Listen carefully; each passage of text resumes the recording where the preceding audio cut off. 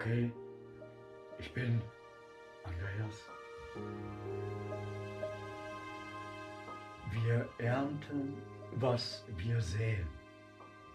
Das ist ein wichtiger Spruch, eine wichtige Aussage. Ich weiß, dass viele Leute, die Videos von mir sehen, mich für einen Schwächling halten, weil es in vielen Videos dazu kommt, dass ich den Tränen nahe bin und sehr tief berührt bin. Aber ich kann diesen Leuten nur sagen, nein, das ist keine Schwäche, das ist einer meiner größten Reichtümer, weil meine Tränen aus den tiefsten Tiefen kommen und Herzen aufreißen können. Sehr, sehr wichtig. Und für mich sind sie ein Barometer, wenn ich etwas sage und ich bin diesen Tränen nahe, dann weiß ich, dass das sehr, sehr bedeutungsvoll ist, was ich da gesagt habe, und zwar für die ganze Welt bedeutungsvoll. Das ist dann so. Also das wollte ich jetzt mal im Vorab sagen. Dann habe ich eine Nachricht gerade wieder gesehen im Internet, die bringe ich aber zum Schluss, weil ich damit nicht starten möchte. Wir als Menschen haben Geist. Geist braucht Geist als Namen. Darum sollten wir, wenn wir herumforschen in der Geschichte des Menschen und hier auf dem Planeten herumforschen, was wurde vor 1000, vor 2000, vor 10.000 Jahren oder vielleicht schon vor 50.000 Jahren kreiert, erschaffen an Dingen, materiellen Werten.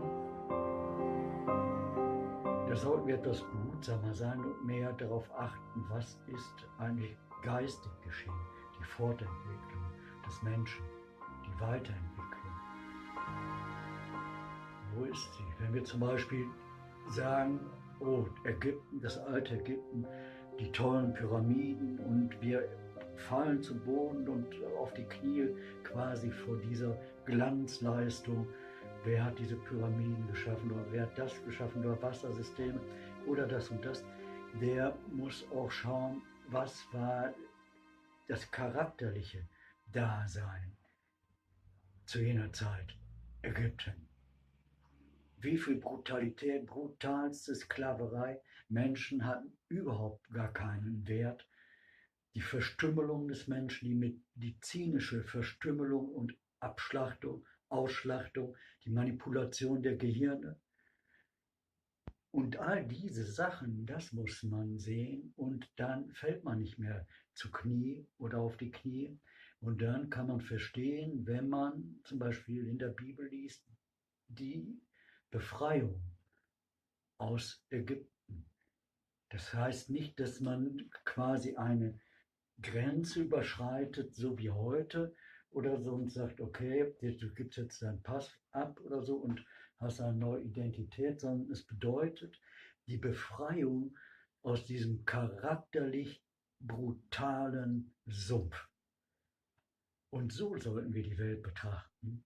Und jetzt komme ich zu dem, was ich gerade eben gehört habe als Nachricht. Die Nachricht, der Titel Krieg der Zukunft.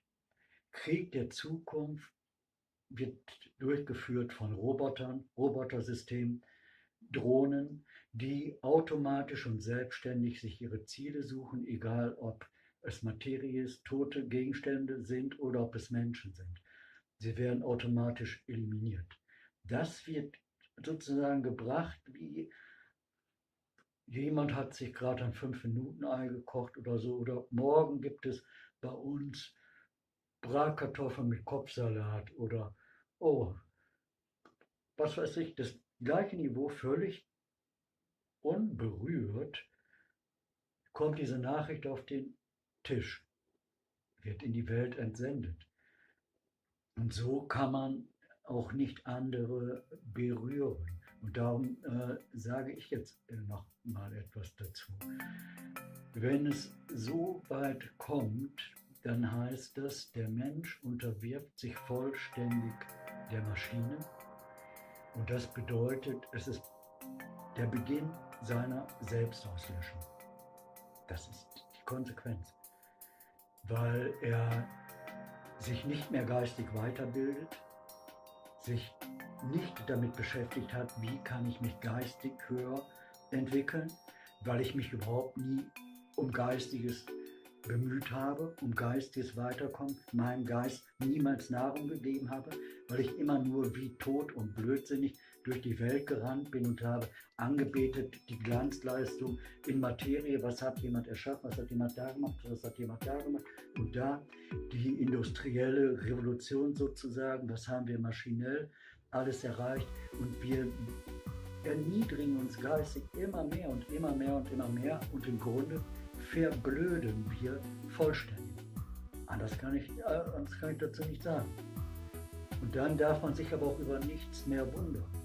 Und dieser Spruch, wir ernten, was wir säen, das ist nicht einfach eine dumme Aussage wie morgen gibt es bei uns Gurkensalat oder so, sondern das bedeutet alles, was wir an Gedankengut entsenden in die Welt, das schlägt Wurzeln, das wächst und es kommt, fällt irgendwann auf uns zurück. Und darum ist es dringend notwendig, dass wir uns um mehr Geist bemühen. Geistige Erhöhung. Geistige Erhöhung und nicht mehr Reichtum an toten Dingen. Nicht mehr das Auto ist das Wichtigste. Ein tolles Haus ist das Wichtigste. Tolle Kleidung ist das Wichtigste. Wie viel Besitz habe ich, ist das Wichtigste. Nein, das Wichtigste ist schlicht und einfach als Mensch, wie weit haben wir uns als Mensch im Sinne von Menschlichkeit entwickelt und wie ist unser Charakter, wie ist unser Wesen. Das ist das einzig Interessante und das Einzige, was letztlich entscheidend sein wird dafür, ob es noch Menschen geben wird oder ob es sie nicht mehr geben wird. Das ist der Punkt. Ja. Ich hätte gerne etwas ganz Fröhliches gesagt, ich muss aber jetzt dieses sagen, weil ich auch anderen einen Anstoß geben will und denkt mal drüber nach.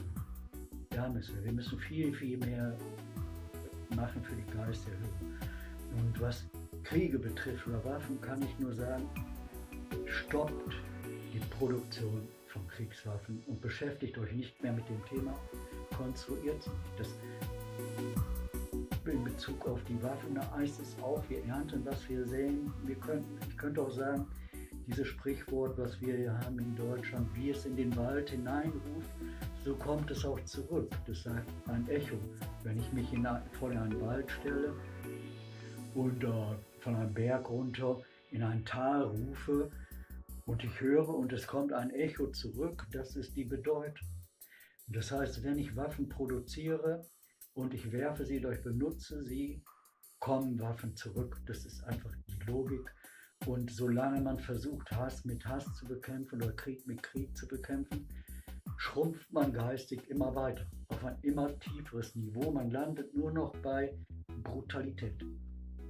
Geistlose Brutalität, die keinerlei, überhaupt gar keinerlei wertvollen Geist in sich hat, sondern das ist ein Zerstörungssystem. Geistige Selbstauflösung. Erst kommt die